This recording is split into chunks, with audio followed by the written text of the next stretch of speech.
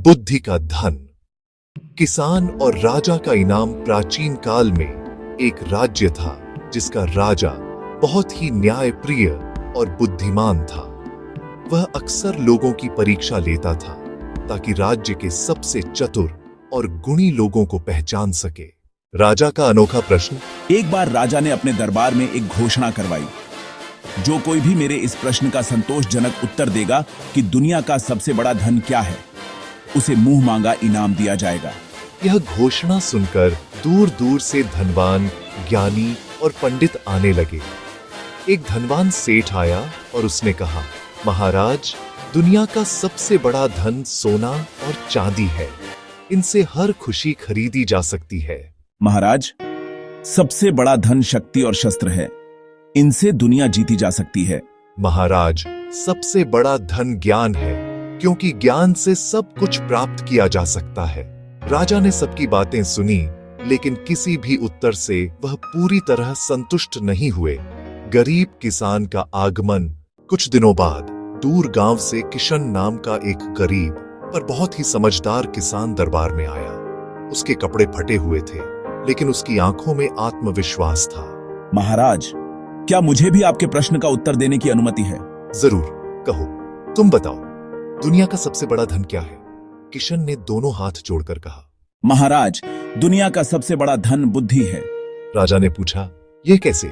ज्ञान से बढ़कर बुद्धि क्यों? किशन ने जवाब दिया, महाराज, ज्ञान तो किताबों में कैद हो सकता है, लेकिन बुद्धि उस ज्ञान का सही इस्तेमाल करना सिखाती है। अगर किसी के पास ढेर सारा धन हो पर बुद्धि न हो तो वह मूर्खता में अपना सारा पैसा गंवा सकता है। अगर किसी के पास बहुत शक्ति हो पर बुद्धि न हो तो वह अहंकार में अपनी शक्ति का दुरुपयोग करके सब कुछ खो सकता है। पर अगर किसी के पास बुद्धि है तो वह बिना धन और शक्ति के भी अपनी समझदारी से सब कुछ हासिल कर सकता है और खोए हुए धन को भी वापस पा सकता है। राजा का इनाम और किसान की चतुराई। राजा किशन के उत्तर से बहुत प्रभावित हुए। उन्होंने कहा, तुमने सच कहा, तुम्हारी बात में दम है। तुम्हारी बुद्धि ही तुम्हारा सबसे बड़ा धन है। मैं तुम्हें 100 सोने के सिक्के इनाम के तौर पर देता हूँ। किशन ने सोने के सिक्के लेने से पहले राजा से कहा, महाराज, क्या आप मुझे एक और इनाम दे सकते हैं? राजा ने पूछा, वह क्या? किशन ने कहा, 100 कोड़े। दरबार में सन्नाटा छा गया। राजा, कोड़े? तुम क्यों मांग रहे हो? महाराज, जब मैं दरबार में आ रहा था तो आपके द्वारपाल ने मुझे अंदर आने देने के लिए मुझसे वादा किया था कि इनाम मिलने पर मैं उसका आधा उसे दे दूंगा। चूंकि आपने मुझे 100 सोने के सिक्के दिए हैं, इसलिए 50 सिक्के उसे दे दूंगा।